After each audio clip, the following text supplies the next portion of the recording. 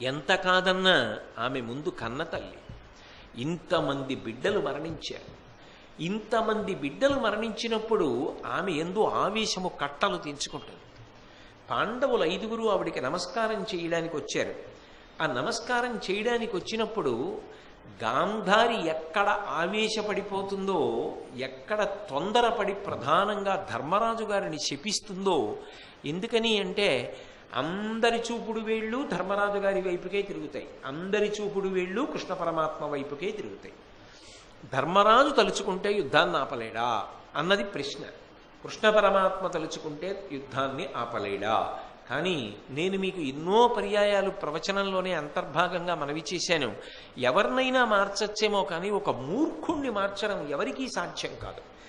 కళ్ళ ముందు కృష్ణ పరమాత్మ విశ్వరూప దర్శనమిస్తే అక్కడే ఉన్నటువంటి భీష్మాదులు, తన తండ్రి ధృతరాష్ట్రుడు కూడా దర్శనం చేసిన కృష్ణుడు భగవానుడు, ఆయన చెప్పిన మాట వింటే మనం యోగ్యతని పొందుతాం, మనశ్శాంతిని పొందుతాం, కలిసి బ్రతకచ్చు అని అర్థం చేసుకోలేనటువంటి మూర్ఖుడైనటువంటి దుర్యోధనుడి యొక్క మనసు ఎవరు మాత్రం మార్చగలరు?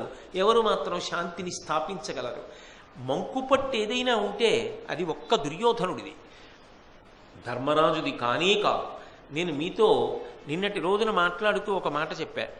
ధర్మరాజు గారు చంపడానికి ఏడుస్తాడు, చంపి ఏడుస్తాడు. దుర్యోధనుడు చంపడానికి ఎడబడు, చంపి ఎడబడు. అంటే కరడు కట్టిన కక్ష దుర్యోధనుడు. చంపలేక చంపలేక చంపడం, చంపి కూడా ఏడవడం ఆ ఆర్ద్రత ధర్మరాజు. అందుకే మహాభారతంలో నిజానికి విజయాన్ని పొందినప్పటికీ కూడా యుద్ధంలో విజయం సాధించడం ఎంత కష్టమైందో ధర్మరాజుకి పట్టం కట్టడం అంత కష్టమైంది. వ్యాసుడంతటి వాడు విసిగెత్తిపోవలసి వచ్చింది, అంత వైరాగ్యాన్ని పొందాడు. ఇంతమంది బంధువుల్ని చంపి నేను కట్టుకునేది ఏమిటి అని అంత బాధపడ్డాడు. నిజంగా ఆయన బాధలో సమంజసత్వం ఉంది, అది ఆయన శీల వైభవానికి పరాకాష్ఠ, ఆయన స్వభావంలో ఉన్న గొప్పతనం. ఒకణ్ణి చంపడానికి ఏడవకపోవడం, చంపి ఏడవలేకపోవడం గొప్ప విషయాలు కావు. శత్రుత్వంతో నిలబడిన వాణ్ణి, ఎంత మారుద్దామన్నా మారని వాణ్ణి చంపి కూడా ఏడవగలగడం ధర్మరాజు గారి గొప్పతనం. అది మెచ్చుకోవలసిన విషయమే కానీ ఇంత చేసి ఏడుస్తాడేమిటి అని తేలికగా తీసి బారేసే విషయం మాత్రం కాదు. అది ధర్మరాజు గారి యొక్క శీల వైభవానికి పరాకాష్ఠ. అందుకే గాంధారి మనసులో పెరుగుతున్నటువంటి ఆవేశాన్ని వ్యాసుడు గమనించాడు. ఆయన అక్కడే ఉండక్కర్లేదు, ఎక్కడున్నా తెలుసుకోగలడు. అందుకే పరుగు పరుగున వచ్చాడు. ఆమె ధర్మరాజుని ఎక్కడ శపిస్తుందో అన్న బాధతో ఒక మాట అన్నాడు. అమ్మా, దుర్యోధనుడు యుద్ధానికి బయలుదేరే ముందొచ్చి నీ పాదములకు నమస్కరించాడు. నువ్వు ఏమని ఆశీర్వచనం చేశావు? కొడక క్షేమంగా వెళ్ళి లాభంగా రా అని ఆశీర్వచనం చేశావా? ధర్మం ఎక్కడో జయం అక్కడ అని అన్నావా లేదా? నువ్వు మహాపతివ్రతవి, సౌశీల్యమూర్తివి, సమస్త ధర్మములు తెలిసున్న దానివి, గొప్ప ఇల్లాలివి అని నా నమ్మకం. అటువంటి నువ్వు ధర్మం ఎక్కడో అక్కడే విజయం ఉంటుందని ఆశీర్వదించావు. నీ కొడుకు మరణించాడు, ధర్మరాజు గెలిచాడు. ఇప్పుడు నీ మాట ప్రకారం ధర్మం ఎక్కడుంది? ధర్మరాజు ఎందుంది? ఆ ధర్మరాజుని అనుగమించిన సోదరుల ఎందుంది? నువ్వే మళ్ళీ ఆశీర్వచనం చేసి ఎవరు ధర్మమూర్తులో వాళ్ళని నువ్వే శపిస్తానంటే దానికి అర్థం ఎక్కడుంది? కాబట్టి దేనికి వాళ్ళని శపించడానికి సిద్ధపడుతున్నావు? పాండవులు గెలిచారు అంటే అది భౌతికంగా బయట వ్యక్తులు గెలిచినట్లు కనపడుతుంది. కానీ ఒకటి జ్ఞాపకం పెట్టుకో, పాండవుల గెలుపు కాదు, పాండవుల గెలుపు ధర్మము యొక్క గెలుపు. నువ్వు ధర్మాత్మురాలు అయినప్పుడు, ధర్మం గురించి తెలిసినప్పుడు వ్యక్తుల సంబంధం లేకుండా ధర్మము యొక్క గెలుపుకి సంతోషించారు. అంతేగాని ధర్మరాజు గారు గెలిచాడు, తమ్ముళ్ళు గెలిచారు, నా కుమారులు మరణించారు అని ఆగ్రహం చెందడం వెనక, ఆక్రోశం పొందడం వెనక ఏమైనా సందర్భోచితమైన ప్రజ్ఞ ఉందా? అలా చేయవచ్చా? పైగా ప్రశాంతమైనటువంటి మనస్సు కలిగినటువంటి దానివి, ఎటువంటి వ్యాకులతతో కూడా నీ మనసు కదిలిపోయేటటువంటి లక్షణమును పొందిన దానివి కావు. అసూయ అనేటటువంటిది నీ యందు నేనెన్నడూ చూడలేదు. అంత గొప్ప లక్షణం ఉన్నటువంటి దానివి అని వ్యాసుడు ఊరడించిన తరువాత అప్పుడు ఆమె శాంతి పొందింది. భీముణ్ణి పిలిచి ఒక మాట అన్నప్పుడు కూడా, ఏమయ్యా దుశ్శాసనుడిని చంపావు, దుర్యోధనుడిని చంపావు, ఇంతమంది పిల్లల్ని చంపావు, వృత్తులైనటువంటి పెదనాయన పెద్దమ్మకి ఒక్క కొడుకుని విడిచిపెడితే నీ రాజ్యానికి అడ్డొచ్చారా? భీముడు వచ్చి ఆమె యొక్క ఆక్రోశం తగ్గడానికి ఎంత జాగ్రత్తగా మాట్లాడాలో అంత జాగ్రత్తగా మాట్లాడి తప్పుకున్నాడు. ఆమె ధర్మరాజు ఎక్కడ అని అనలేదు. ఆమె ఆగ్రహం అంతా ఎటువైపుకి వెళ్ళిందంటే ధర్మరాజు వైపుకి వెళ్ళింది. వెళ్ళి చిట్ట చివర ఆమెని ఏమని పిలిచిందంటే, ఎక్కడ ఆ మహారాజు అని పిలిచింది. ఎక్కడ ఆ మహారాజు అన్న మాటలో వ్యంగ్యం. తన కొడుకు కదు మరి ఇంతకాలం మరణించాడు కదూ, రాజ్యం కోసం కదా జరిగింది యుద్ధం, ఇప్పుడు ఆ రాజ్యాన్ని పొందాడుగా, శాంతి పొందాడా? నా కొడుకులందరినీ చంపేసి బంధువుల్ని చంపేసి రాజ్యం పొంది సంతోషంగా ఉన్నాడా? అయ్యాడుగా రాజు. బాధ వాక్కు యందు వ్యక్తమైంది. వ్యక్తమై ఎక్కడా మహారాజు అని పిలిచింది. వెంటనే ధర్మరాజు గారి చేతులు మడిచి నమస్కరించి గబగబా ముందుకొచ్చి గాంధారి ముందు నిలబడి, అమ్మా నువ్వు అన్న ఆ ధర్మరాజును వచ్చాను, నీ ముందు నిలబడ్డాను అని గాంధారిని ఉద్దేశించి మాట్లాడడం మొదలుపెట్టినప్పుడు ఎంత గొప్పగా మాట్లాడాడంటే, భూపాలక వల్లభాభి పూజిత చరణ అని పిలిచాడు. ఈ రాజ్యాలు పాలించేటటువంటి అందరి రాజుల యొక్క భార్యల చేత నమస్కరింపబడేటటువంటి పాదపద్మములు కలిగిన దానా అని పిలిచాడు. ఏమిటి దాని అర్థం అంటే, అమ్మ దుర్యోధనుడు రాజైనా దుర్యోధనుడు చక్రవర్తి అయినా రాజుల భార్యలందరూ నీ పాదానికే నమస్కారం. అమ్మ నేను రాజైనా అందరి రాజుల యొక్క భార్యలు నీ పాదములకు నమస్కరించవలసిందే. అతను కొడుకే, నేను కొడుకే. అమ్మ వాడికి నేను అన్నగారినన్న భావన లేదేమో, కానీ నాకు మాత్రం నువ్వు నా తల్లివి అన్న భావన సుస్థిరం. ధర్మరాజు అబద్ధం ఆడాడా?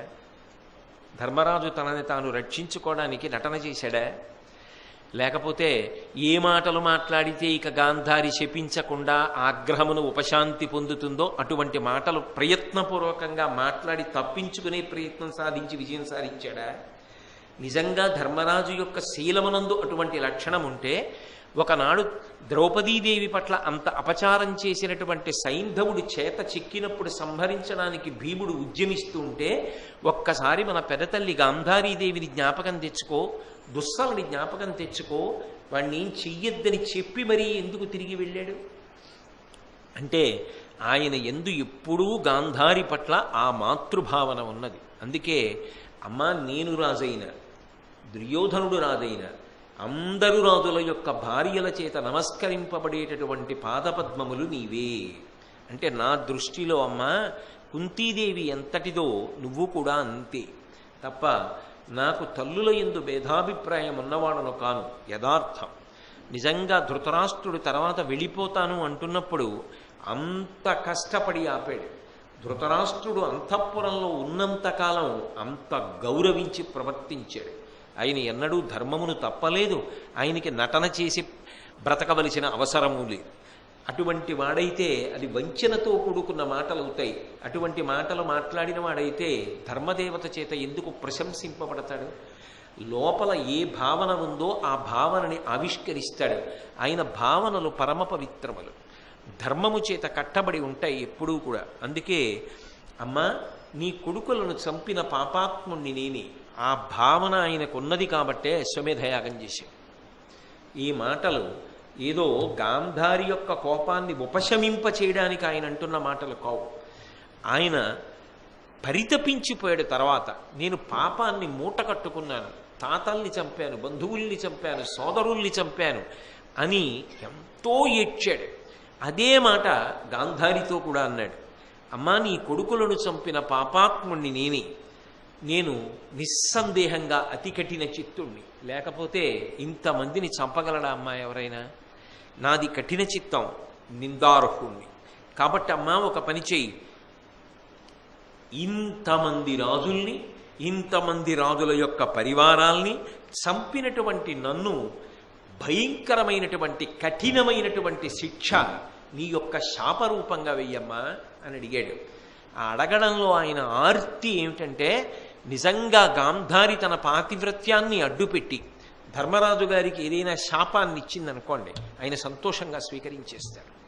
ఎందుకని అంటే ఆయన మనసు అతలాకుతలమైపోయింది. దాని కొరకే వ్యాసుణ్ణి సంప్రదించాడు, దాని కొరకే నారదుణ్ణి సంప్రదించాడు, దాని కొరకే భీష్ముణ్ణి సంప్రదించాడు. నేను పాపం చేశాను, నేను పాపం చేశాను, నేను పాపం చేశాను, నేను ఇంతమందిని చంపాను, నాకు తప్పలేదు అన్న భావన ఆయనలో గూడు కట్టుకుపోయింది. అందుకే అమ్మ నువ్వు నన్ను శపించు, తీవ్రమైనటువంటి మాటలతో కఠినమైన శిక్ష నీ యొక్క వాగ్రూపంలో శాపరూపంగా నాకు కటాక్షించు. ద్రోహినమ్మా నేను, నాకు రాజ్యమొద్దు, నాకు ఈ రాజ్య వైభవాలు వద్దు అని వలవలవలవలవలా ఏడ్చాడు. ఆయన చిత్తశుద్ధి ఎటువంటిదో తెలియనిది గాంధారి కాదు. అంత వ్యగ్రతతో గాంధారి ఉండగా ఆమె ముందు నటించి మాట్లాడి తప్పుకోవడం ధర్మరాజు కాదు, ఎవడికి సాధ్యం కాదు. ఆమె అంత బేల కాదు, అమాయకురాలు కాదు. ఏదో ఎదురుగుండా వచ్చి కళ్ళబొల్లి మాటలు 4 చెప్పేస్తే ఓహో పాపం వీడు మంచివాళ్లే అని వదిలిపెట్టగలిగినంత అమాయకురాలు గాంధారేం కాదు. ఆమె మహాప్రజ్ఞురాలు. ఆమె ధర్మరాజు గారి యొక్క హృదయం ఎటువంటిదో, ఆయన నడవడిటువంటిదో బాగా తెలిసింది. అందుకే గాంధారి ధర్మరాజుని శపించలేదు, మౌనం పాటించి ఆలోచించి, నిజం వీడి పరితాపంలో ఒక నిజం ఉంది, ఒక సత్యం ఉంది, ఒక ఆత్మపరిశీలన ఉంది, ఒక పరివేదన ఉంది. వాడు చంపాడా? చంపే వరకు నా కొడుకు తీసుకొచ్చాడా? నా కొడుకే తీసుకొచ్చాడు. ఎన్ని అవకాశాలు ఇచ్చాడు, 5 ఊళ్ళు ఇమ్మన్నాడు, కృష్ణుణ్ణి పంపించాడు, వేడుకున్నాడు. నిజానికి రాజ్యం వాళ్ళదైనా యుద్ధం చెయ్యగలిగిన శక్తి ఉన్నా యుద్ధానికి రాకుండా అంత జాగ్రత్తగా మర్యాద పాటించాడు. తన సైన్యం క్షయమైపోతున్నా, యోధానుయోధులు పడిపోతున్నా విన్నాడా మాట? ఆ స్థితిలో ధర్మరాజు గారి దగ్గరికి వెళ్ళినా అర్ధరాజ్యం ఇచ్చుండేవాడు. విన్నాడా? అసలు వినకపోవడం నా కొడుకు తప్పు. చంపే వరకు వదలలేదే, చంపే వరకు తీసుకొచ్చాడు. చంపేసిన తర్వాత కారణాలు చెప్పి ఊరుకోవచ్చు ధర్మరాజు.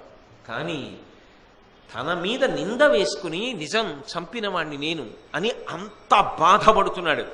ఇటువంటి వ్యక్తి ఎక్కడ ఉంటాడు? బాహ్యంలో యోధుడు దొరుకుతాడు, కానీ ఇంత మమతానురాగాలతో ఇంత ప్రేమైకమూర్తి అయి ధర్మం తప్పలేదు తానని తెలిసిన్నా కూడా మనసులో ఉన్న ఆర్ద్రత చేత తానేదో దోషం చేశానన్నంతగా కుపితుడైపోతున్నవాడు ధర్మరాజు. ఇంత గొప్ప అన్నగారు వీడికి ఎందుకు అర్థం అవ్వలేదు తన కొడుక్కి? ఈ కొడుకులో కోటో వంతు వాడికి అర్థమయ్యి ఉంటే, వీడు నన్ను తల్లిలా చూస్తున్న భావన వాడికి అర్థమయ్యి ఉంటే నిజంగా మా అంత అదృష్టవంతులు లోకంలో ఉండేవారా? ఎంత హాయిగా బ్రతకవలసిన వాళ్ళం. పిల్లల యొక్క మూర్ఖత్వానికి పెద్దవాళ్ళు ఎలా బ్రతుకుతున్నాం, ఏమైపోయాం, ఎంత ఏడుస్తున్నాం. ఆ స్థితి ఆనాడు కాదు, ఈనాడు కాదు, ఏనాటికి ఎక్కడా ఏ కుటుంబంలో పిల్లలు పొందకుండుగాక అన్నది భారతం యొక్క తీర్పు. అటువంటి మూర్ఖత్వము మంచిది కాదు. కాబట్టి అందుకే ఆమె మౌనాన్ని పాటించింది.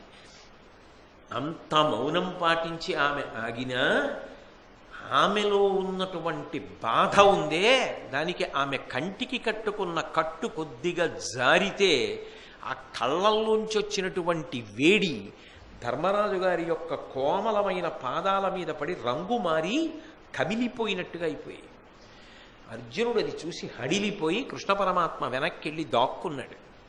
అంటే అటువంటి ఆవిడితో పరాచికమాడడం, అటువంటి మహాపతివ్రతతో ఏదో మాటలతో ఆవిడ్ని బుట్టలో బిట్ట చనుకోవడం, ఆవిడ దగ్గర అలా మాట్లాడి ఆవిడ్ని తృప్తి పొందేటట్టు చేసే ప్రయత్నం, అటువంటి సాహసం ఇన్ని తెలిసిన ధర్మరాజు చేయగలడా? త్రికరణ శుద్ధిగా మాట్లాడినవాడు కాబట్టే మౌనాన్ని పాటించింది.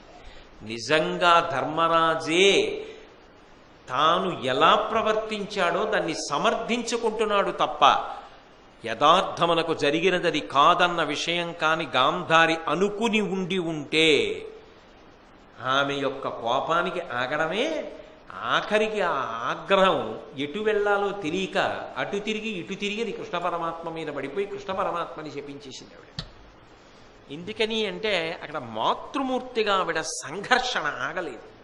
కానీ మహానుభావుడు కృష్ణ పరమాత్మ మాత్రం తన మీద వేసుకున్నాడు ఆ శాపాన్ని. కానీ తనవారనుకున్నటువంటి పాండవులను మాత్రం చెక్కు చెదరకుండా కాపాడుకున్నాడు. అది భగవంతుడంటే. మన కోసం ఆయన ఎంత బాధనైనా పొందుతాడు, కానీ మనం బాధ పడకుండా మాత్రం హక్కున చేర్చుకోగలిగిన కరుణామూర్తి పరమాత్మ, పరమేశ్వరుడు అన్నదానికి శ్రీకృష్ణ పరమాత్మ యొక్క తిరుగులేనటువంటి ప్రేమ నిదర్శనంగా కనపడుతుంది ఇక్కడ. ఆ తరువాత కొంతసేపు అయింది. అయిన తరువాత కుంతీదేవి దగ్గరికి వెళ్ళండి అంది. ద్రౌపదీదేవిని కూడా పంపించింది. అందరూ కలిసి ఆ యుద్ధంలో మరణించినటువంటి వాళ్ళు 76 కోట్ల పైచిలుకున్నారు. ఆ చనిపోయిన వాళ్ళందరికీ కూడా యథాశాస్త్రంగా అంత్యేష్టి సంస్కారం జరగాలి. యథాశాస్త్రంగా జరగాలి అంటే అప్పుడు భరతవంశంలో పుట్టినటువంటి వాళ్ళు ఎవరున్నారో వాళ్ళందరికీ కూడా ధర్మరాజు గారు, ధృతరాష్ట్రుడు చేశారు. మిగిలినటువంటి వారందరికీ కూడా ఎక్కడైనా కర్తలు లేకపోతే వాళ్ళకి జరగవలసినటువంటి అంత్యేష్టి సంస్కారం శాస్త్రరీత్యా జరగదేమోనని వాళ్ళందరికీ కూడా యథావిధిగా అంత్యేష్టి సంస్కారం జరిపించేటటువంటి కర్తవ్యాన్ని విదురుడికి, ధౌమ్యుడికి అప్పచెప్పాడు ధర్మరాజు. అప్పచెప్పి సంజయుడికి ప్రత్యేక కర్తవ్యంగా ఇచ్చాడు. ఈ ప్రేత సంస్కారం అంతా నువ్వు చెయ్యి. మహాభారతంలో ఇంతమంది ప్రేత సంస్కారం చెయ్యడానికి అధికారులు లేకుండా పడిపోయినటువంటి శరీరాలకి ప్రేత సంస్కారం చేసిన మహానుభావుడు సంజయుడు. ధర్మరాజు దానికి సంజయుడిని ఎంచుకున్నాడు. అంటే ఎంత యోగ్యత కలిగిన వాడో చూడండి. ధర్మరాజు గారి మనసెంత గొప్పదో చూడండి. ఏదైనా వదిలిపెట్టచ్చేమో కానీ అంత్యేష్టి సంస్కారం విషయంలో అలసత్వం పనికిరాదు. అంత్యేష్టి సంస్కారంలో తన కర్తవ్యం ఎంతవరకో అంతవరకు తాను చెయ్యాలి.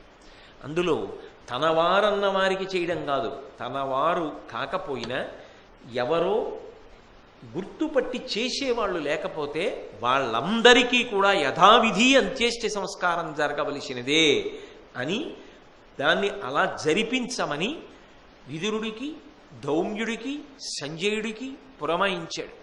కానీ ఆ తిలోదకం ఇచ్చేటప్పుడు కర్ణుడి దగ్గరికి వచ్చేటప్పటికీ ఎవరిస్తారు? తనవాడని ధర్మరాజుకి తెలియదు. తనవాడు కాడన్న భావనలో ధృతరాష్ట్రుడున్నాడు. అప్పుడు తట్టుకోలేకపోయింది కుంతీదేవి. అప్పుడు పరుగున వచ్చింది. వచ్చి కాదు కాదు కర్ణుడు ధర్మరాజా నీకు సోదరుడు అని ఆయన యొక్క జనన వృత్తాంతాన్నంతటినీ చెప్పింది. సూర్యభగవానుడి యొక్క అనుగ్రహ విశేషం చేత నాకు కలిగినటువంటి ప్రథమ కుమారుడు నీకన్నగారు కాబట్టి ఆయనకి అంత్యేష్టి సంస్కారం చేయలేదు. నిజంగా అది ధర్మరాజు గారికి శరాఘాతమే. ఎందుకంటే అప్పటికే ఎందరో సోదరుల్ని చంపానని, తాతల్ని చంపానని, గురువుని చంపానని ఎంతో ఆక్రోశిస్తున్నటువంటి ధర్మరాజుకి నెత్తి మీద పిడుగు.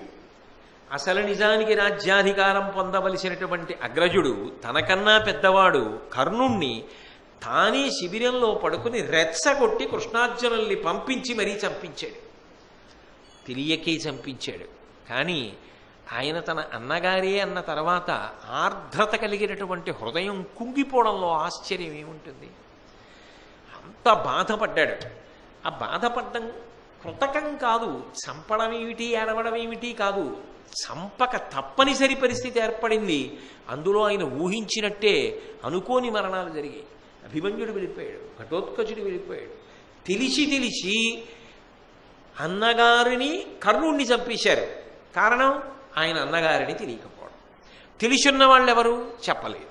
అయితే నిజానికి మహాభారతంలో కర్ణుడు పాండవులకు అన్నగారే అని తెలిసున్నటువంటి వాళ్ళు కుంతీదేవి ఒక్కతే కాదు, చాలామంది ఉన్నారు. కృష్ణ పరమాత్మకి తెలుసు, వ్యాస భగవానుడికి తెలుసు. కానీ భీష్ముడికి తెలుసు అన్నట్లే మనకి కనపడుతూ ఉంటుంది కథలో. కానీ చెప్పని పాపం ఇప్పుడు కుంతీదేవి మీదకి వెళ్ళింది. ఎందుకంటే ఇప్పుడు చెప్పింది ఆవిడ కాదు. ఈ మాట మాకు ముందు చెప్పుంటే అన్న ఆక్రోశం కలిగి ఏ కాలమునందు ఏ లోకమునందు కూడా స్త్రీకి రహస్యమును రక్షించగలిగినటువంటి శక్తి లేకుండుగాక అని ధర్మరాజు గారు శాపవాక్కు విడిచిపెట్టాడు. విడిచిపెట్టి తరువాత ఆయన ఆ చెయ్యవలసినటువంటి అంత్యేష్టి సంస్కారం అంతా యథావిధి అందరికీ జరిపించి తిరిగి వచ్చినా ఆయనకి మనశ్శాంతి లేదు. ఎందుకనంటే జరిగిపోయినటువంటి సంఘటనలు జ్ఞాపకానికి వస్తున్నాయి. ఇవి జరుగుతాయని తెలియడం ఒకెత్తు, ఇవి జరిగిపోయాయన్న తర్వాత రాజ్యాధికారం స్వీకరించడానికి వాళ్ళేరి అన్న ప్రశ్న ఒకటి ఉదయించింది ఆయనలో. అంటే ఆయనలో ఉన్నటువంటి ప్రేమ భావన అటువంటిది.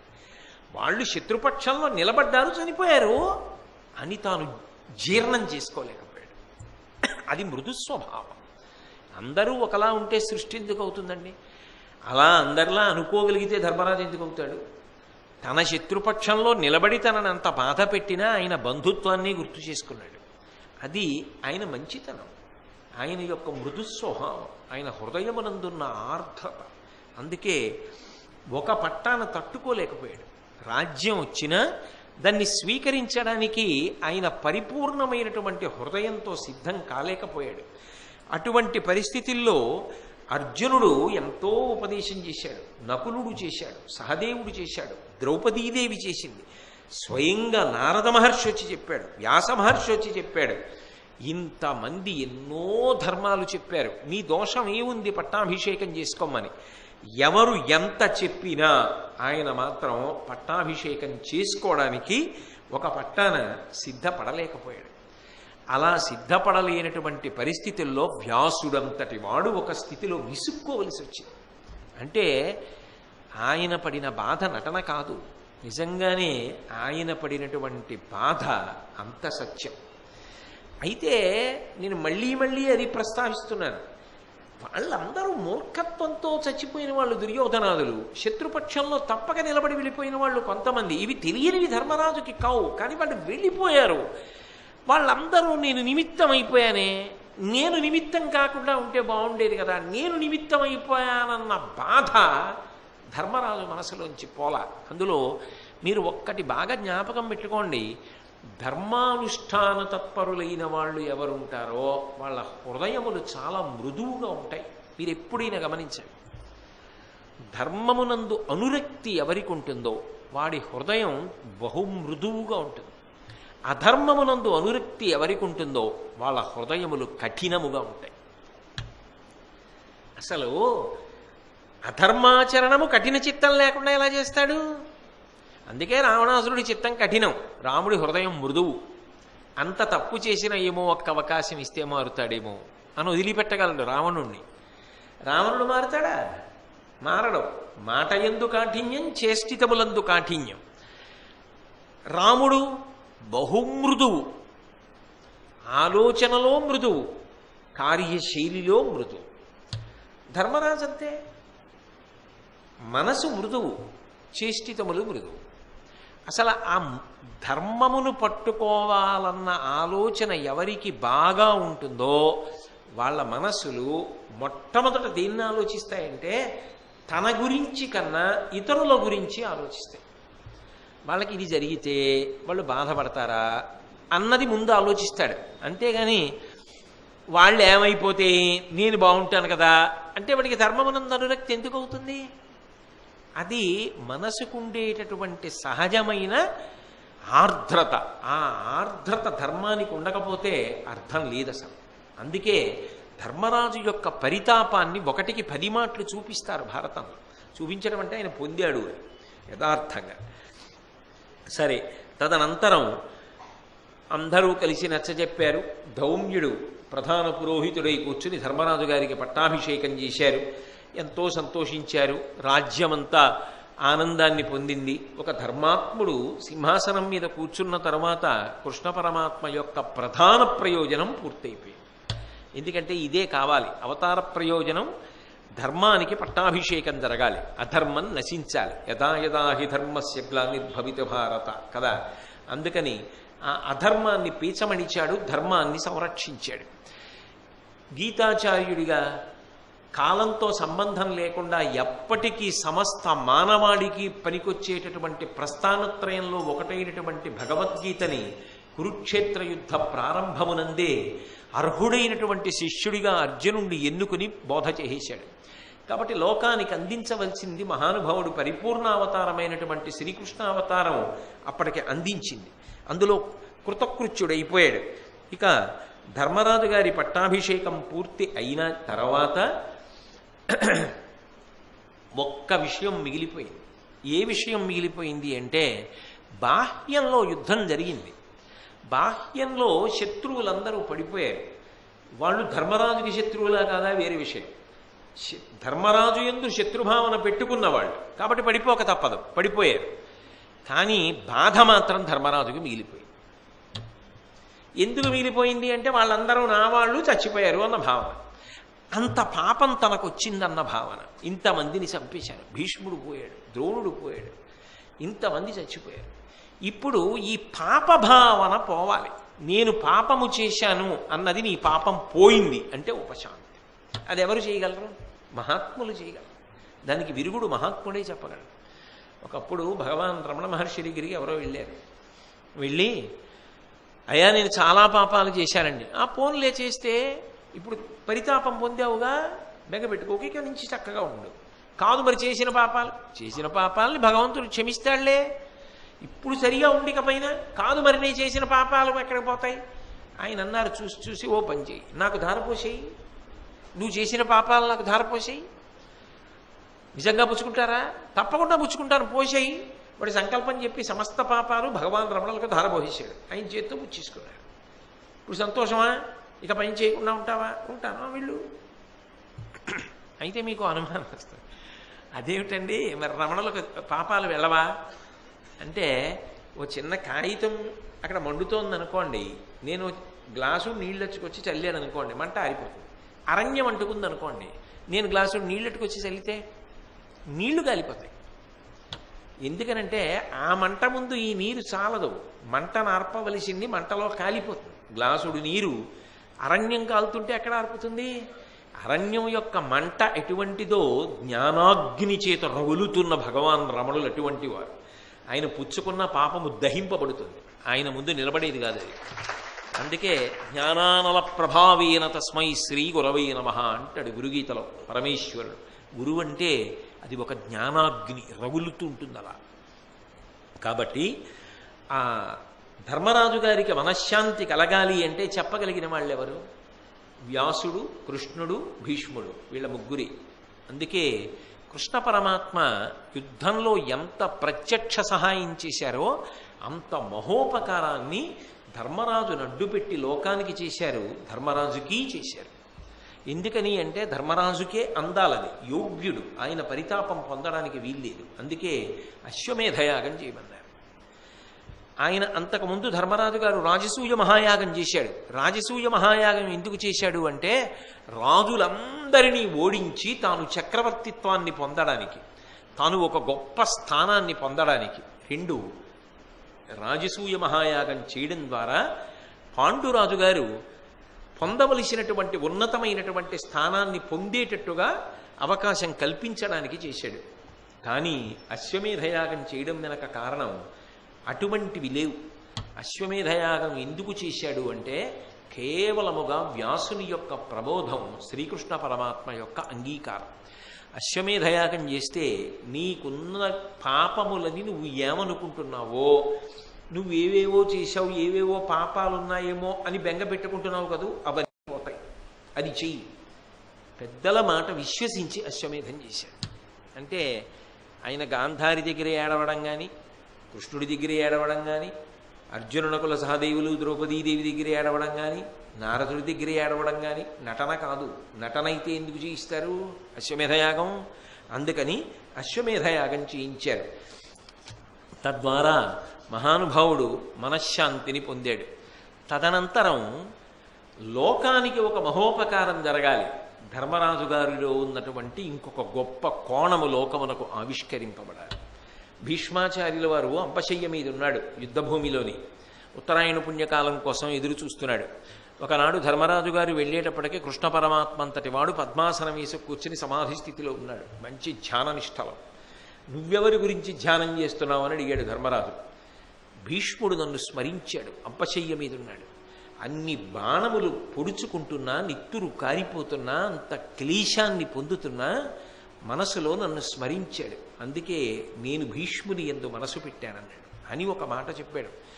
వేదములను, వేదాంగములను, తత్వజ్ఞానమును, ధర్మశాస్త్రమును, పరిపాలన, వీటన్నిటి విషయంలో అపారమైనటువంటి జ్ఞానము కలిగిన మహాపురుషుడు భీష్ముడు. భీష్ముడు అంతరిస్తే లోకానికి ఒక గొప్ప అపకారం ఏమిటి అంటే, ఆయన శరీరంలో ఉన్నంత కాలమే ఆయన జ్ఞానము చెప్పబడుతుంది. శరీరం లేకుండా ఎలా మాట్లాడతాడు? ఆయన ఒకసారి శరీరం వదిలిపెట్టేసిన తరువాత భీష్ముడిలో నిగూఢముగా ఉన్నటువంటి ఈ జ్ఞానము ఇక లోకమునకు అందదు. అటువంటి జ్ఞానాన్ని అందుకోవాలి అంటే దానికి ఉత్తముడైనటువంటి అధికారి వెళ్ళి నిలబడి ప్రశ్నించి తెలుసుకోవాలి. దానికి ధర్మజ నీకన్నా అధికారి లేడు. కాబట్టి అంపశయ్య మీద ఉన్న భీష్మాచార్యుల వారిని ఆశ్రయించి ఆయనని అనేక విషయాలను ప్రశ్నించి ఆయన ద్వారా నువ్వు కావలసినంత విజ్ఞానాన్ని పొందు అంటే, ఇంత అనుష్ఠాన తత్పరుడు, ఇంత ధర్మాన్ని తెలుసుకున్నటువంటి ధర్మరాజు ఇంకా నేను భీష్ముడి దగ్గర ఏం తెలుసుకోవాలనలేదు.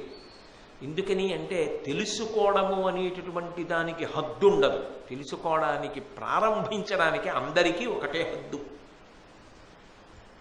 వాళ్ళతోనే ఎవడైనా మొదలెట్టాలి చదువు. నేను వాళ్ళతో మొదలుపెట్టాను అనడానికి ఉండదు.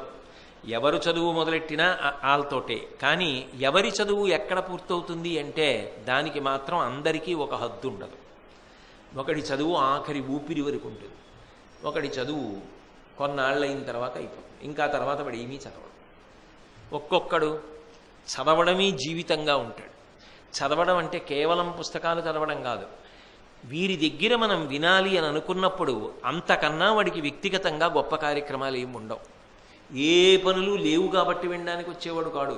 ఇంతకన్నా గొప్ప పని ఏమీ ఉండదు అని వినడానికి వచ్చేవాడు అయి ఉంటాడు వాడు. అలాంటి వాళ్ళ కోసమే అటువంటివి చెప్పిస్తారు.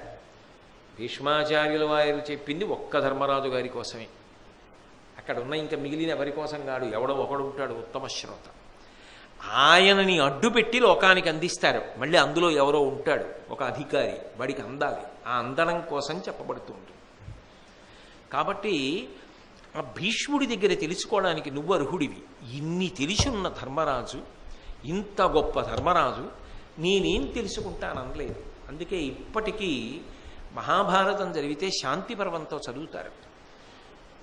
దాన్ని శాంతిత్రయము అని, అశ్వమేధ పర్వము, శాంతి పర్వము, అనుశాసనిక పర్వము, ఈ మూడు కూడా మనశ్శాంతి కారకములు అని పిలుస్తారు. అందులో భీష్ముడు ప్రధానుడు 2 పర్వాల్లో.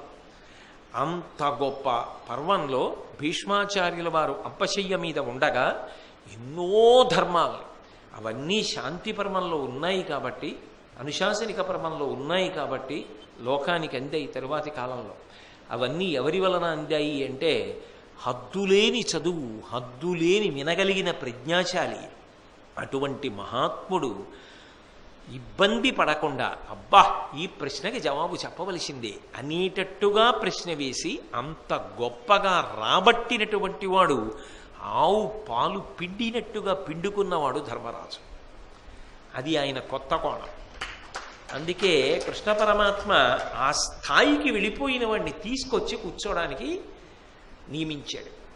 అప్పుడు నేనింకా వినాలా అని ధర్మరాజు అంటే ఆయన గొప్పతనం గురించి మహాభారతంలో చెప్పుకోవలసిన అవసరం లేదు. ఆయన పేరెత్తితే వానలు పడవలసిన అవసరం లేదు. ధర్మరాజు అంత గొప్పవాడు ఎందుకు అయ్యాడు అంటే ఎప్పుడు ఎక్కడ ఏది మంచి ఉందన్నా వినడానికి చదవడానికి సిద్ధంగా ఉంటాడు. అందుకే లోకంలో తెలుసుకోవడము అనేటటువంటి ప్రక్రియ ఎవరిలా ఉండాలి అంటే ధర్మరాజు గారిలా ఉండాలి. భీష్ముడి దగ్గర మహానుభావుడు అన్ని విషయాలు తెలుసుకున్నాడు. ఆయన అంత ధైర్యశాలి. అన్నీ చెప్పవలసినవి చెప్పి ఇక నువ్వు రేపు రావక్కర్లేదు, ఫలానా సమయంలో రా, వచ్చేటప్పుడు అంత్యేష్టి సంస్కారం చేసేటప్పుడు ఏ ఏ వస్తువులు పట్టుకురావాలో కూడా తాను పడుకుని తనకి కావలసినవి తానే చెప్పుకున్నాడు. మహానుభావుడు కందుకూరి శివానందమూర్తి గారు తానికి ఆఖరి ఊపిరిలో ఉన్నాననగా తనకు సంబంధించినటువంటి అంత్యేష్టి సంస్కారానికి కావలసినవన్నీ తానే ఏర్పాటు చేసుకున్నట్టు. నేను శరీరం కాదు అని అంత ధైర్యంగా పెట్టుకున్నారు. అలా భీష్మాచార్యుల వారు వస్తువుల జాబితా అంతా ధర్మరాజుకి చెప్పి పట్టుకురా అన్నాడు. ఆయన పట్టుకొచ్చిన తర్వాత మీరందరూ మహాభారతంలో భీష్ముడు అన్న దాంట్లో విన్నారు, యోగశక్తి చేత బొట్టనవేలు దగ్గర నుంచి ఉపసంహారం చేశాడు. ఉపసంహారం చేస్తే ఆఖరణ పాడి మీద పార్థివ శరీరాన్ని పడుకోబెట్టవలసి వచ్చింది. ధర్మరాజు ఎటు పట్టుకున్నాడో తెలుసా? వెళ్ళిపోయిన వారు పరమ గౌరవనీయులు, మహాపురుషులు, వందనీయులు అన్నప్పుడు ఆ శవం యొక్క కాళ్ళ వైపు పట్టుకోవాలి. అలా పట్టుకుంటే వెళ్ళిపోయిన వారు పరమ గౌరవనీయులు అని చెప్పినట్టు అవుతుంది. తాను తన వినయాన్నంతటినీ కూడా ఆవిష్కరించినట్టు అవుతుంది. అందుకే ధర్మరాజు గారు ధృతరాష్ట్రుడిని పిలిచి కాళ్ళు చూపించి భీష్ముడివి, తాను ధృతరాష్ట్రుడు కలిసి భీష్ముడి కాళ్ళు పట్టుకుని పైకెత్తాడు. అంతేగాని నేను పట్టాభిషేకం పొందిన ప్రభువునని తలవైపు పట్టుకోవాలి, కాళ్ళ వైపు పట్టుకుని ఎత్తాడు శవాన్ని. అది ధర్మరాజు గారంటే, అది ఆచరణాత్మకమైన ధర్మం అంటే. కాబట్టి మహానుభావుడు ఆ విధంగా భీష్మాచార్యుల వారి యొక్క అంత్యేష్టి సంస్కారాన్ని కూడా యథాశాస్త్రంగా నిర్వర్తించాడు. నేను ఎందుకు ఈ మాటల గురించి చెప్తున్నానంటే, దీనికి కూడా నేను పెద్దపీట వేసి మాట్లాడడానికి కారణం, మహాభారత రామాయణాది గ్రంథములను పరిశీలిస్తే అంత్యేష్టి సంస్కారానికి ఎంత విలువ ఇవ్వబడింది అన్నది అర్థమవుతుంది. ఆఖరికి జటాయువు పడిపోతే అంత్యేష్టి చేశాడు, ఆ కబంధుడికి అంత్యేష్టి చేశాడు. రావణుడు పడిపోతే విభీషణుడి చేత అంత్యేష్టి చేయించాడు. మహాభారతంలో ధర్మరాజు గారు సంజయుడి చేత చేయించాడు. విదురుణ్ణి ఆ ధౌమ్యుణ్ణి నియమించాడు. భీష్ముడి కాళ్ళు కళేబరానివి తానే పట్టుకుని పైకెత్తి పాడి మీద పెట్టి దహన సంస్కారం చేయించాడు. కాబట్టి ఆ చెయ్యవలసిన కర్తవ్యాన్ని అంత ధార్మికంగా, అంత కర్తవ్యతానిష్టతో, ఎప్పుడు ఏది ఎలా చెయ్యాలో అలా చెయ్యడం ప్రాజ్ఞత, అది ధర్మం.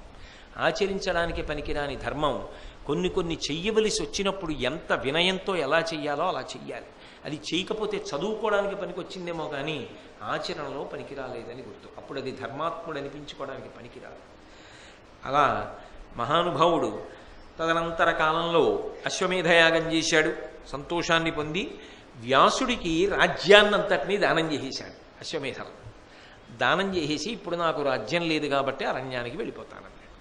అప్పుడు కూడా మనశ్శాంతి కొరకు అంటే వ్యాసుడు, నేనెందుకు రాజ్యం వెళ్తాను, నువ్వు ద్రవ్యం ఇచ్చి రాజ్యం తీసుకో అన్నాడు.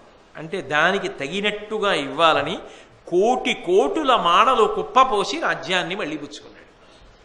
పుచ్చుకొని రాజ్య పరిపాలన పరమధార్మికంగా చేశాడు. ధృతరాష్ట్ర మహారాజు గారిని, గాంధారిని తన దగ్గర కన్న తల్లిదండ్రులను ఎలా చూస్తారో అలా చూశాడు. విదురుడి ప్రబోధం మీదకి ధృతరాష్ట్రుడు, గాంధారి, విదురుడు, సంజయుడు వీళ్ళందరూ కలిసి వానప్రస్థం కోసమని చెప్పి బయలుదేరి వెళ్ళిపోయారు. ఎంతో భారమైన హృదయంతో వీడ్కోలు పలికాడు. తదనంతర కాలంలో ఒకానొక సమయంలో ధర్మరాజు గారు ఇతర సోదరులతోటి బంధుగణంతో కలిసి ఎక్కడ ధృతరాష్ట్రుడున్నాడో అక్కడికి వెళ్ళినప్పుడు విదురుడు దర్శనమిచ్చాడు. కానీ అప్పటికి ఉన్మాదిలా, ఏమీ పట్టించుకోని వాడిలా ఉన్నాడు. ధర్మరాజు గారు ఎదురుగుండా వెళ్ళి నిలబడి పలకరిస్తే తనలో ఉన్నటువంటి ఇంద్రియాల తేజస్సుని ధర్మరాజు ఇంద్రియాలలోకి, తనలో ఉన్నటువంటి తేజస్సుని ధర్మరాజులోకి ప్రవేశపెట్టి విదురుడు పతనమైపోయాడు. కాబట్టి విదురు తేజస్సు కూడా ధర్మ సంబంధం కాబట్టి ధర్మరాజు గారిలోకే ఐక్యమైపోయింది. తదనంతరం అరణ్యంలో వచ్చినటువంటి దావానలం వల్ల ధృతరాష్ట్రాదులందరూ కూడా అగ్నిలో దహించుకుపోయారు. ఆ రకంగా వాళ్ళందరూ అంతరించిపోయారు. ఆ తర్వాత కొంతకాలం అయిపోయిన తర్వాత శ్రీకృష్ణ పరమాత్మ కూడా వచ్చినటువంటి అవసరం అయిపోయింది కాబట్టి తన అవతార పరిసమాప్తి చేసేశారు. ధర్మరాజు గారు కొంతకాలం ఉన్న తర్వాత రాజ్య పరిపాలన పరమధార్మికంగా చేసి గొప్ప కర్మిష్టి కాబట్టి విచారణా మార్గమునందున్నవాడు కాడు, జ్ఞాన మార్గము కాదు, మహాకర్మిష్టి, అంత గొప్పగా ఆచరణ చేసినవాడు కాబట్టి ధర్మాన్ని, యుయుత్సుణ్ణి రాజ్యానికి పరిరక్షకుడిగా నియమించాడు. పరీక్షిత్తుని ప్రభువుగా పట్టాభిషేకం చేసి వజ్రుణ్ణి ఇంద్రప్రస్థానికి నియమించి సుభద్రని రాజ్యరక్షకురాలుగా నియమించి కృపాచార్యుల వారిని గురువుగా ఉంచి ధౌమ్యుణ్ణి పురోహితుడుగా ఉంచి తన సోదరుల్ని ద్రౌపదీదేవిని పిలిచి చాలా కాలం రాజ్యం వేయలేం. వీరభూమిలో అంటే యుద్ధభూమిలో వీరమరణం పొందాలి, శరీరం అక్కడ వదిలిపెట్టాలి. కానీ ఇప్పుడు ఆయనతో యుద్ధం చేసేవాడెవడు, వాళ్ళతో యుద్ధానికి వచ్చేవాడెవడు, యుద్ధం చేసి పడగొట్టేవాడెవడు, వాళ్ళతో సరి అయినటువంటి యుద్ధం చెయ్యగలిగినటువంటి ప్రతియోధుడు ఎక్కడున్నాడు? అందుకని మనం మహాప్రస్థానం చేద్దాం. ప్రస్థానము అంటే నడక, లక్ష్యాన్ని చేరడక. మహాప్రస్థానము అంటే ఉపవాసంతో యోగసిద్ధిని పొందుతారు. యోగసిద్ధిని పొంది భూమి మించి స్వర్గలోకం వైపుకి, ఉత్తమ లోకాల వైపుకి నడిచి వెళ్ళిపోతారు. క్రమక్రమంగా భూమిని వదులుతూ వెళ్ళిపోతారు. అటువంటి మహాప్రస్థానం చేద్దాం, మీరు అంగీకరిస్తారా అని అడిగాడు. తప్పకుండా అన్నయ్య, నీ వెంట మాది మహాప్రస్థానం. ఇక చాలు, గెలిచాం, రాజ్యాన్ని పొందాం, పరిపాలన చేశాం, అన్నీ అనుభవించాం, ఇంకా చాలు, మహాప్రస్థానం చేద్దామని నిర్ణయించుకున్నారు. నిర్ణయించుకుని 6 బయలుదేరారు. 7వ వారు కలిసి వచ్చారు. ధర్మరాజు, భీముడు, అర్జునుడు, నకులుడు, సహదేవుడు, ద్రౌపదీదేవి 6 వెడుతుంటే హస్తినాపురవాసులందరూ కూడా ఒకనాడు అరణ్యవాసానికి వెడుతున్నటువంటి పాండవుల్ని చూసి ఎంత బాధ పొందారో అంత బాధ పొందారు. అయితే వీళ్ళ 6 బయలుదేరి వెడుతున్నప్పుడు వీళ్ళ వెనక ఒక కుక్క కూడా బయలుదేరింది. మౌనం, ఆకలి, దప్పిక ఇటువంటి మాటల ప్రసక్తి ఏమి ఉండదు. నడిచి వెళ్ళిపోతున్నారు. ఆ వెళ్ళిపోతున్నప్పుడు ఎవరి శరీరం అన్నా పడిపోయిందనుకోండి, వాళ్ళు సశరీరంగా ఉన్నత లోకాన్ని చేరడానికి అర్హతను పొందినవారు కాదు, ఏదో దోషం ఉందని గుర్తు పడిపోతారు. ఇక వాళ్ళ శరీరములకు అంత్యేష్టి ఉండదు, ఇక చెయ్యవలసిన అవసరం ఉండదు. ఆ అవసరం లేకుండానే వాళ్ళు ఉన్నత లోకాలకు వెళ్ళిపోతారు. మహాప్రస్థాన నియమం. దాని ప్రకారం 6 బయలుదేరారు. కుక్క కూడా బయలుదేరింది. మహాభారతంలో విచిత్రం ఏమిటంటే కుక్కతో మొదలై కుక్కతో పూర్తవుతుంది. జనమేజయుడు యాగం చేస్తున్నప్పుడు మొట్టమొదట భారత ప్రారంభంలో కుక్క వస్తుంది, చిట్ట చివర మళ్ళీ కుక్క వస్తుంది. రామాయణంలో విచిత్రం ఏమిటంటే యజ్ఞంతో మొదలవుతుంది, యజ్ఞంతో పూర్తవుతుంది. రామాయణానికి యజ్ఞం, మహాభారతానికి కుక్క, అదో విచిత్రం. సరే, ఇప్పుడు ఆ కోణంలో మళ్ళీ భారతాన్ని పరిశీలించడం ఇప్పుడు సాధ్యమయ్యే విషయం కాదు, అది అలా వదిలిపెట్టేసేయండి. కానీ బయలుదేరారు. బయలుదేరి మహాప్రస్థానంలో అలా మౌనంగా నడిచి వెళ్ళిపోతున్నారు. వెళ్ళిపోతున్నప్పుడు మొట్టమొదట ద్రౌపదీదేవి పడిపోతే భీముడు అడిగాడు, అన్నయ్య, మన 5 ధర్మపత్ని అయ్యి అనుగమించిందే, ఎన్నడూ ఏమి కోరినది కాదే, ఉత్తమ ఇల్లాలు కదా, అంతటి మహాపతివ్రత కదా, దేనికి పడిపోయిందని అడిగాడు. భీముడా, అడిగావు కాబట్టి చెప్తున్నాను. ఆమె 5 భార్య అయిన అర్జునుని యందు ఒక ప్రత్యేకమైన పక్షపాత బుద్ధి ఉంది. ఆ దోషం ఉన్న కారణం చేత పడిపోయింది. మరి కొంత దూరం వెళ్ళిన తర్వాత సహదేవుడు పడిపోయాడు. ఎందుకు పడిపోయాడని అడిగాడు భీముడు. ఎప్పుడూ అడిగేవాడు భీముడే, మిగిలిన వాళ్ళు మౌనంగా వెడుతూ ఉంటారు. సహదేవుడు ఎందుకు పడిపోయాడని అడిగాడు. ధర్మరాజు వెనక్కి తిరగలేదు, ఇక ఏ మోహాలు లేవు, అందుకని పడిపోయిన వాళ్ళ వైపు చూడలేదు. సహదేవుడు ఎందుకు పడిపోయాడని అడిగాడు. చాలా వినయంతో శుశ్రూష చేస్తాడు, కానీ నా అంత బాగా తెలిసిన వాళ్ళు ఎవరూ లేరని లోపల ఒక అహంకారం, అందుకు పడిపోయాడు. ఏదో ఒక అహంకారం లేదా మమకారం, ఈ 2 కారణాలు, అంతే కదా. ఎప్పుడైనా లోకంలో ఈ 2 కారణాలు అయ్యి ఉంటాయి. అందుకని మమకారానికి ఒకరు, అహంకారానికి ఒకరు. సహదేవుడు. మరి కొంత దూరం వెళ్ళిన తర్వాత నకులుడు పడిపోయాడు. నకులుడు ఎందుకు పడిపోయాడు అన్నయ్య అని అడిగాడు. నా అంత అందగాడు లేడని తన మీద తనకొక మమకారం, కొంత అహంకారం, ఈ 2 కారణాల చేత నకులుడు పడిపోయాడు. మరి కొంత దూరం వెళ్ళారు. అర్జునుడు పడిపోయాడు. అయ్యయ్యో, ఇంతటి మహావీరుడు అర్జునుడు కూడా పడిపోయాడు అన్నయ్య అన్నాడు ధర్మరాజుతో. భీముడు అంటే ధర్మరాజు అన్నాడు, ఇతనికి వైరివీరుల పట్ల చిన్న చూపు, కౌరవులందరినీ ఒక్క రోజులో గెలుస్తానని అన్నాడు. నిజానికి అలా గెలవడం సాధ్యమా? గెలవలేదు. తన తోటి విలుకాండ్రని తక్కువ చేసి మాట్లాడతాడు. ఆ అహంకారానికి పడిపోయాడు. మరి కొంత దూరం వెడుతుంటే భీముడు పడిపోతున్నాడు. పడిపోతూ అన్నయ్య, నేను ఎందుకు పడిపోతున్నానని అడిగాడు. నువ్వు తిండిపోతువి, నీకు తిండి మీద చాలా అభిమానం, రసీంద్రియాన్ని నిగ్రహించలేవు, అతిగా తింటావు, మిగిలిన వీరులందరినీ కూడా ధిక్కరించి అవమానించి మాట్లాడుతుంటావు, ఆ కారణముల చేత పడిపోయావు. వెనక్కి తిరగలేదు, వెళ్ళిపోయాడు. వెళ్ళిపోయిన తర్వాత భూమి ఆకాశములు బద్దలైపోయేటట్టుగా శబ్దం చేస్తూ ఇంద్రరథం వచ్చింది. మహామహులు చూడదాన్ని ధర్మరాజు గారు చూశాడు. దేవేంద్రుడు రథంలోంచి దిగొచ్చి, సశరీరంగా నిన్ను స్వర్గానికి తీసుకెళ్లాలనుకుంటున్నాను, ఇంత గొప్ప ధర్మాన్ని పాటించిన వాడెవడు లేడు లోకంలో, కాబట్టి రథం ఎక్కన్నాడు. ఆయన ఇలా పక్కకి చూశాడు, కుక్కొక్కటి వచ్చేస్తోంది, ఇంతమంది పడిపోయిన. ఆయన అన్నాడు, దీని సంగతి అన్నాడు. అది కుక్క, దానికి స్వర్గలోకంలో ప్రవేశం ఎక్కడుంటుంది, దాన్ని తీసుకెళ్ళడం కుదరదు. ధర్మరాజా, నువ్వు మంకు పట్టుతో మాట్లాడకు, నీ జీవితంలో ఎంత అనుష్ఠానం చేస్తే నీకు ఈ అదృష్టం కలిగింది, నువ్వు ఎక్కువ రథం రా అన్నాడు. ఆయన అన్నాడు, నాకు అక్కర్లేదు. నన్ను ఆశ్రయించిన వాళ్ళు, శరణాగతి చేసిన వాళ్ళు, అభిమానంతో ఆప్యాయతతో అనుగమించిన వారిని విడిచిపెట్టి కేవలం నా స్వార్థం కోసం నాకు స్వర్గం వస్తే చాలని నేను వెళ్ళిపోలేను. హస్తినాపురం నుంచి అనుగమించి ఈ కుక్క వచ్చింది. నేను శరీరంతో ఇక్కడ దాకా వస్తే రథం వచ్చింది, మరి శరీరంతో కుక్క కూడా వచ్చింది, అది కూడా అర్హురాలే కాబట్టి ఎక్కించమన్నాడు. అప్పుడు ఆ కుక్కలోంచి యమధర్మరాజు గారు ప్రత్యక్షమయ్యారు. ప్రత్యక్షమై నీకున్నటువంటి భూతదయ ఎంత గొప్పది లోకానికి నిరూపణం చేయడానికి, ఏ కారణానికి నిన్ను ఇంద్రరథం ఎక్కిస్తున్నామో నిరూపణం చెయ్యడానికి, ఈ భూతదయ వల్ల కదంతా ఏడ్చాడు మహానుభావుడు అని ఇంద్రరథం ఎక్కించి స్వర్గలోకానికి తీసుకెళ్లారు. దుర్యోధనుడు కనబడ్డాడు ఎదురుగుండా. చూసి ఈ దుర్మార్గుడు ఇక్కడెందుకున్నాడన్నాడు. ఇక్కడ ఇటువంటి పక్షపాతాలు, ఇటువంటి వివక్షలు, ఇంకా మానవ శరీర సంబంధమైనటువంటి లక్షణాలు ఉండకూడదు ధర్మరాజా. ఆయన చేసుకున్న పుణ్యం ఆయన ఉన్నాడు. మరి మా తమ్ముళ్ళు ద్రౌపదీదేవి ఏనని అడిగారు. వాళ్ళు నరకంలో ఉన్నారు. అదేమిటి, వాళ్ళు నరకంలో ఉండడం ఏమిటి, దుర్యోధనుడు స్వర్గలోకంలో ఉండడం ఏమిటి, ఇది ఎక్కడి కారణం అని అడిగాడు. అడిగితే అంతే, వాళ్ళు నరకంలో ఉండవలసి వచ్చింది నరకంలో ఉన్నారు, ఈయన స్వర్గంలో ఉండవలసి వచ్చింది స్వర్గంలో ఉన్నారు. అయితే నా తమ్ముళ్ళు ద్రౌపది ఎక్కడుందో నేను అక్కడికే వెళ్ళిపోతాను. ఇప్పుడు ఈయన నేను ఒక చోట ఉండవలసిన అవసరం ఏమిటి? వాళ్ళు చేసింది పాపమని మీరు అనుకుంటే నేను వాళ్ళతో కలిసి ఉన్నవాడినేగా, నేను చేసింది అదేగా, నన్ను అక్కడికే తీసుకెళ్ళండి అన్నాడు.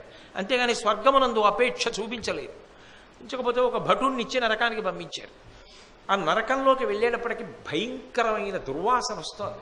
అబ్బా అని బయటికి రాబోయాడు. ధర్మరాజా ధర్మరాజా కొంతసేపు ఉండు, నువ్వు వచ్చిన కారణం చేత ఇప్పటికి మాకు సుగంధం తగిలింది, కాస్త మా బాధల నుంచి శాంతి పొందాం, అలాగే నిలబడవయా అన్నారు. ఈలోగా ఉపపాండవులు, కర్ణుడు, భీమార్జునుల సహదేవులు, ద్రౌపదీదేవి వాళ్ళ మాటలు వినపడ్డాయి. మేము ఇక్కడ ఉన్నామని. ఆయన తెల్లబోయి ఆ భటుడితో అన్నాడు, నేను ఇక తిరిగి స్వర్గానికి రాను, నేను వీళ్లతో ఇక్కడే ఉంటానన్నాడు. అప్పుడు మళ్ళీ యమధర్మరాజు గారు ప్రత్యక్షం అయ్యాడు. నీకొక్కడికి స్వర్గం వచ్చిందని వెళ్ళిపోతావా, నీతో పాటు నీ ఆజ్ఞ జవదాటకుండా నిన్ను అనువర్తించిన వాళ్ళు ఉన్న చోట ఉండడమే న్యాయం అని ఉండిపోతావా? మేమిచ్చిన తీర్పు కాదు, నీకు నువ్వు తీర్పు పెట్టుకుని ఇక్కడే ఉంటానంటావా అనవా అని మూడో మాట పరీక్షించా. ఒకసారి ద్వైతవనంలో పరీక్షించా, అరణి పట్టుకెళ్ళిపోయిన లేడీలా. రెండవసారి ఇంద్రరథం దగ్గర కుక్కలా పరీక్షించా. మూడవసారి ఇప్పుడు పరీక్షించా. ధర్మరాజా, నీ వంటి మహాత్ముడు లోకంలో ఉండడు. నీకొక్క ధర్మ సూక్ష్మం చెప్తాను విను. చాలా పుణ్యం చేసి కొద్ది పాపం చేసిన వాళ్ళు ఎవరుంటారో వాళ్ళని ముందు నరకానికి తీసుకొస్తారు. వాళ్ళకి ఇక్కడ క్షయం అయిపోతుంది. అయిపోయాక స్వర్గానికి శాశ్వతంగా వచ్చేస్తారు. తక్కువ పుణ్యం చేసి ఎక్కువ పాపం చేసిన వాళ్ళని ముందు స్వర్గానికి తీసుకెళ్తారు. వాడు ముందు కొద్దిగా సుఖం అనుభవించేసి ఇంకా తర్వాత పాపం అనుభవించడానికి వెళ్ళిపోతాడు నరకానికి. దుర్యోధనుడు రెండవ కోమకి చెందినవాడు అందుకున్నాడు, అక్కడ వచ్చేస్తాడు ఇక్కడికి శాశ్వతంగా. వీళ్ళు అక్కడికి వచ్చేస్తారు. కాబట్టి నువ్వు రా, వీళ్ళని తీసుకొచ్చేస్తున్నామని తీసుకెళ్లారు. ఆ దర్శనం కూడా ఎందుకు, నిన్నటి రోజున మీకు నేను మనవి చేశాను. కాబట్టి ఒక్కసారి అదంతా అంతర్ధానం అయిపోయింది. స్వర్గలోకంలోకి ప్రవేశించారు. ధర్మరాజా, ఇక ఇక్కడికి వచ్చిన తరువాత అసలు ఈ శరీరంతో ఇలా స్వర్గలోక ప్రవేశం చేసి వచ్చిన వాడివి నువ్వు ఒక్కడివే. ఇప్పటిదాకా ఇలా వచ్చిన వాళ్ళు ఎవరు ఉండరు. కాబట్టి అంతటి అద్భుతమైన స్థితిని పొందావు. ఇక ఈ శరీరంతో కాకుండా దివ్య శరీరాన్ని పొందాలి. ఆకాశగంగా స్నానం చెయ్యమన్నారు. ఆకాశగంగా స్నానం చేసి దివ్య శరీరాన్ని పొందాడు. ఎదురుగుండా నారాయణమూర్తి చతుర్భుజుడై ఉన్నాడు. ద్రౌపదీదేవి మహాలక్ష్మీ స్వరూపంతో కనపడింది. స్వర్గలక్ష్మి, విజయలక్ష్మి, ధైర్యలక్ష్మి మీకు ధర్మపత్నిగా అనువర్తించి మీకు జయాన్ని కల్పించింది. అదిగో ద్రోణుడు బృహస్పతి పక్కన నిలబడున్నాడు. దుర్యోధనుడు కలిపురుషుడి యొక్క అంశలో వచ్చి నరకానికి వెళ్ళిపోతున్నాడు. అదిగో అభిమన్యుడు చంద్రుడి యొక్క అంశలో వచ్చి చంద్రుడి యందు ఐక్యమవుతున్నాడు. అలాగే అర్జునుడు ఇంద్రుడి యందు, భీముడు వాయువు యందు, ఇలా ఎవరెవరు ఏ అంశంలో వచ్చారో వాళ్ళు నకుల సహదేవులు అశ్వినీదేవతల యందు, ధర్మరాజు గారు ధర్మదేవత యందు ఐక్యమయ్యారు. ఎవరెవరు ఎక్కడి నుంచి భూమి మీద ధర్మాన్ని స్థాపించడానికి వచ్చారో ఆయా అంశాల యందు ఐక్యమయ్యారు. ఇక మీరు మళ్ళీ పునర్జన్మ పొందవలసిన అవసరం ఉండదు. మహాభారతంలో ధర్మరాజు అన్న విషయాన్ని పరిశీలించినప్పుడు అందరం జ్ఞాపకం పెట్టుకోవలసిన అవసరం ఒక్కటే. ధర్మాన్ని పరిపాలించిన వాడు ఎవరుంటాడో, ధర్మాన్ని పట్టుకున్నవాడు ఎవరుంటాడో వాడు పొందేటటువంటి కీర్తి కానీ, వాడు పొందేటటువంటి స్థానం కానీ ఊహకు కూడా అందనిది. ఇక్కడ ఎంత బాగున్నట్టు అనిపించినా అధర్మానుష్ఠానం ఎంత ప్రమాదకరమైనదో అడుగడుగున మహాభారతంలో ధర్మరాజు గారి యొక్క జీవితం నిరూపణం చేస్తుంది. అటువంటి ధర్మరాజు గారి గురించి స్మరించినా, ధర్మరాజు గారి గురించి విన్నా, పితృదేవతల దగ్గర నుంచి దేవతల వరకు అందరూ సంతోషిస్తారు. ఇంచుమించుగా ఒక 25 రోజులు అనుకుంటాం, 25 రోజుల పర్యంతం ధారావాహికంగా మహాభారతంలో ధర్మరాజు అన్న విషయం మీద నేను చెప్పినటువంటి మాటలు సారవంతములో కావో నాకు తెలియదు, కానీ మీ అందరూ కూడా ఇంత ధర్మపక్షపాతంతో, ఇంత భక్తితో, శ్రద్ధతో విన్నందుకు మీ అందరికీ నా హృదయపూర్వకమైనటువంటి కృతజ్ఞతలను ఆవిష్కరిస్తూ, మళ్ళీ శ్రీకృష్ణ పరమాత్మ యొక్క శాసనమైన నాడు మహాభారతంలో భీమసేనుడు ఏమో ఆయన నా చేత ఏది పలికిస్తే అది, ఎప్పుడు ఆయన పలికించాలనుకున్నప్పుడు అప్పుడు దాని గురించినటువంటి ప్రకటన చేస్తాను. ఇవాల్టితో మహాభారతంలో ధర్మరాజు ఈ విషయం పరిపూర్ణమైంది. కాబట్టి మీరు దయచేసి అలాగే కూర్చుంటే 1-2 ప్రకటనలు చేసి నేను ఈ కార్యక్రమాన్ని పూర్తి చేస్తాను. మంగళాశాసన పరై పదాచార్య పురోగమై సర్వైశ్చ పూర్వైరాచార్యై సత్కృతాయాస్తు మంగళం. మంగళం కోసలేంద్రాయ మహనీయ గుణాత్మనే చక్రవర్తి తనూజాయ సర్వభౌమాయ మంగళం. ఉమాకాంతాయ కాంతాయ కామితార్థప్రదాయినే శ్రీగిరీశాయ దేవాయ బలినాథాయ మంగళం. సర్వం శ్రీ ఉమామహేశ్వర పరబ్రహ్మార్పణమస్తు. స్వస్తి. మహాభారతంలో ధర్మరాజు, ఇది ఆయన గొప్పతనం ఏమిటో, ధర్మం యొక్క విశేషం ఏమిటో, కృష్ణ పరమాత్మంతటి వాడు అహరహం ఎందుకు వెనకాతల నిలబడ్డాడో విన్నారు కదా. ఇంత గొప్ప కార్యక్రమం జరిగిన తరువాత గొప్ప మంగళప్రదమైన విషయం ఒకటి జరగాలి. అందుకే 17వ తారీఖు సాయంకాలం ఇదే వేదిక మీద ఏకకాలంలో 10 సన్నాయిలు ఒక్కసారే పడతారు. 10 మంది విద్వాంసులు 10 సన్నాయిల మీద పడతారు, 10 డోళ్లు వాయిస్తారు. 10 మంది ఏకకాలంలో డోలు, సన్నాయి, అలాగే కొంతమంది హార్మోనియం, వాళ్ళ మీద ఒక 2 గంటల కచేరీ ఉంటుంది. మనం సాధారణంగా మనం తెలియకలా అనుకుంటాం వాళ్ళు గొప్ప సంగీతం నేర్చుకున్న వాళ్ళు, కానీ వాళ్ళు ఎప్పుడూ ఒక కీర్తన పూర్తిగా పాడడానికి కూడా మనం అనుమతించాం. ఏదో మేళం చేయండి అంటాం, వాళ్ళు మొదలెట్టగానే మళ్ళీ మంత్రం కోసం ఆపు ఆపు ఆపు అని అందరం ఇలా ఇలా అంటాం. పాపం వాళ్ళు ఆపేస్తారు. 2 గంటలు డోలు సన్నాయి వినపడ్డం అంటే పరమమంగళప్రదం. ఆ శబ్దం వినడం చాలు. అందుకే 17వ తారీఖు సాయంకాలం 6:30 7 గంటలకు కాదు, 6:30 ఇలా 10 డోళ్ళు, 10 సన్నాయిలు, హార్మోనియంలు, వీటన్నింటితోటి ఒక అద్భుతమైనటువంటి కచేరీ జరుగుతుంది. అలాగే ఈ 15వ తారీఖు 14వ తారీఖు శ్రీకృష్ణ పరమాత్మ యొక్క జయంతి, శ్రీకృష్ణ జన్మాష్టమి. అది పరమాద్భుతమైనటువంటి తిథి. అందున మహాభారతంలో ధర్మరాజు చెప్పుకున్నాం కాదు. అందుకని 14వ తారీఖు రాత్రి బాగా వినండి, మళ్ళీ అందులో ఏమి అయోమయం పొందవలసిన అవసరం ఉండదు.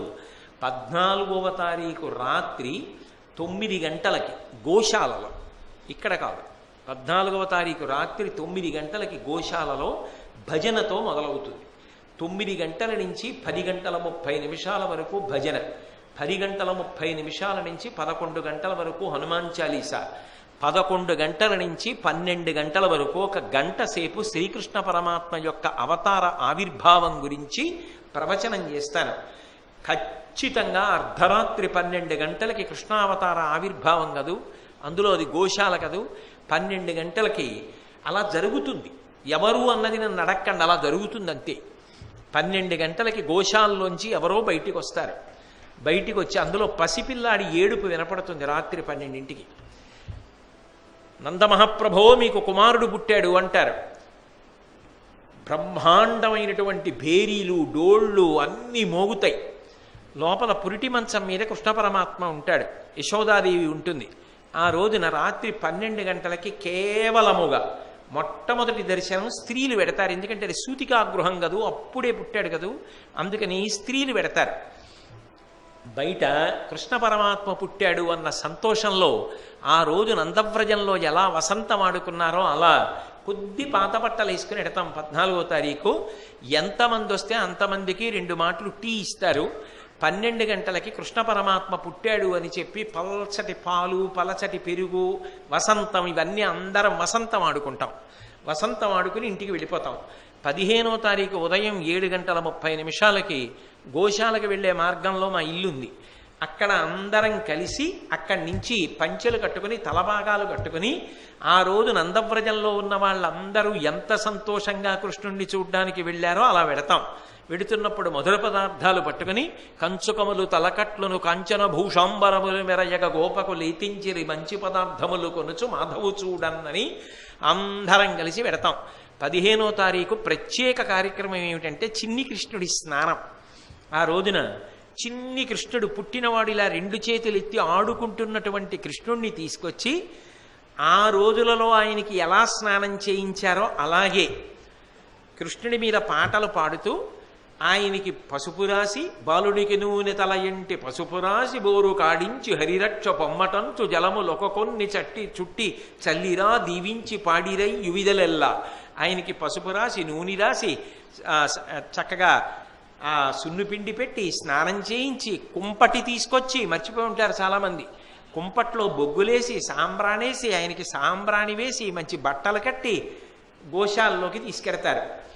ఈలోగా రోహిణి, బలరాముడు కూడా అక్కడికి వస్తారు. కొంతమంది గోపకాంతలు వస్తారు. వీళ్ళందరూ చూస్తుండగా కృష్ణుడికి స్నానం జరుగుతుంది. జరిగిన తరువాత గోశాలలో ఉన్నటువంటి కృష్ణ పరమాత్మ యొక్క మూర్తికి వైదికమైనటువంటి మంత్రాలతో అభిషేకం జరుగుతుంది. ఆ అభిషేకం జరగడానికి ముందు జాతీయ పతాకాన్ని ఆవిష్కరిస్తాం, ఆగస్టు 15 కాబట్టి. తదనంతరం లోపల ఊయల్లో కృష్ణ పరమాత్మని పడుకోబెట్టి జోజో కమలదలేక్షణ జోజో మృగరాజ మధ్య జోజో కృష్ణ జోజో పల్లవకరపద జోజో పూర్ణేందు వదన జోజో యనచున్ అంటూ ఆయన్ని ఆ రోజు వచ్చినటువంటి పేరంటాళ్ళందరూ ఆయన్ని ఉయ్యాలా ఊపుతారు. ఆయన్ని ఉయ్యాలా ఊపి తదనంతరం వచ్చిన వాళ్ళందరికీ కూడా మరి మగపిల్లాడు పుట్టాడు కదూ కృష్ణ పరమాత్మ, ఓ ప్లాస్టిక్ మగపిల్లాడి బొమ్మ, శనగలు, 2 అరటిపళ్ళు, తాంబూలం, ఇవన్నీ కూడా ఓ కవర్లో వేసి కాళ్ళకి పసుపు రాసి బొట్టు పెట్టి బహూకరిస్తాడు. చక్కగా అది అందుకున్న తర్వాత అక్కడే కృష్ణుడికి నైవేద్యం పెట్టిన చక్ర పొంగలి, పులిహార, కోవా కజ్జికాయ, కాఫీ వచ్చిన వాళ్ళందరికీ ఇస్తారు. చక్కగా అవి స్వీకరించి వెళ్ళిపోతే లోపల సాయంకాలానికి మరి కృష్ణాష్టమి కదా, గోవులన్నింటినీ అద్భుతంగా అలంకారం చేస్తారు 3 షెడ్స్లో కూడా. అప్పుడు సాయంకాలానికి ఆ అరుగులన్నీ కూడా శ్రీకృష్ణ లీలలు పెడతారు. ఆ గోవులన్నింటినీ చూస్తూ ప్రదక్షిణం చేస్తూ అరుగుల మీద ఉన్నటువంటి లీలలు చూసి అప్పుడు ఆ ఎదురుగుండా, వేదికకి ఎదురుగుండా ఉన్న పెద్ద ప్రాంగణంలోకి పెడతాం గోశాలలో. వెడితే అక్కడ 2 ఉట్లు పెట్టి ఉట్లు కొడతారు. ఉట్టి కొట్టిన తర్వాత అద్భుతమైన నృత్యం చేస్తుంది. నిజంగా ఆ పిల్ల కారణజన్మురాలు, ఆకెళ్ళ పద్మగారి యొక్క కూతురు. ఆ రోజున కేవలం కృష్ణలీలలు. సాయంకాలం నృత్య ప్రదర్శన ఉంటుంది. ఆ నృత్య ప్రదర్శన తర్వాత అందరికీ మధుర పదార్థాన్ని ప్రసాదంగా ఇస్తారు. దానితో కృష్ణాష్టమి కార్యక్రమాలు పూర్తవుతాయి. 14వ తారీఖు రాత్రి 14వ తారీఖు రాత్రి 10 గంటలకి కార్యక్రమ ప్రారంభం, 9 గంటలకి ప్రారంభం. 14వ తారీఖు రాత్రి 9 నుంచి 10:30 భజన. కాబట్టి 14 రాత్రి 9 గంటలకి మీరు వచ్చేస్తే అక్కడి నుంచి ఇంకా తర్వాత ఏమిటి అన్నది అక్కడే చెప్తూ ఉంటారు. కానీ 14వ తారీఖు రాత్రి వచ్చినప్పుడు మాత్రం మంచి పట్టుబట్టలు కట్టుకొచ్చేసి మా మీద వసంతం చల్లారని నింద వెయ్యొద్దు. కొంచెం పాత బట్టలు కట్టుకురండి, ఎందుకంటే వసంతం చల్లుతారు. ఆ విధంగా కృష్ణాష్టమి వేడుకలు పరమాద్భుతంగా గోశాలలో జరుగుతాయి. మీ అందరూ కూడా దానికి ఆహ్వానితులే అని గోశాల పాలక మండలి వారు నన్ను ఆహ్వానించమని కోరిన కారణం చేత మిమ్మల్ని అందరినీ ఆహ్వానిస్తున్నాం. అలాగే మీకు తెలిసిన వాళ్ళు ఎవరైనా కూడా రావచ్చు. అలాగే 17వ తారీఖున ఇక్కడ జరిగేటటువంటి నాదస్వర కార్యక్రమానికి కూడా అందరూ ఆహ్వానితులే అని తెలియచేస్తూ మీ అందరి దగ్గర సెలవు తీసుకుంటున్నాను. మళ్ళీ మనం గోశాలలో 14వ తారీఖు రాత్రి 9 గంటలకు కలుసుకుందాం. పునః స్వస్తి. నేను ఇవాల్టి ప్రవచనాన్ని పూర్తి చేస్తూ మళ్ళీ రేపు సాయంకాలం 7 గంటలకి కలుసుకున్నప్పుడు ప్రవచనాన్ని కొనసాగిద్దాం. మంగళాశాసనపరై మదాచార్య పురోగమై సర్వైశ్చ పూర్వైరాచార్యై సత్కృతాయాస్తు మంగళం. మంగళం కోసలేంద్రాయ మహనీయ గుణాత్మనే చక్రవర్తి తనూజాయ సర్వభౌమాయ మంగళం. ఉమాకాంతాయ కాంతాయ కామితార్థప్రదాయిని శ్రీగిరీశాయ దేవాయ మలినాథాయ మంగళం. సర్వం శ్రీ ఉమామహేశ్వర పరబ్రహ్మార్పణమస్తు. స్వస్తి.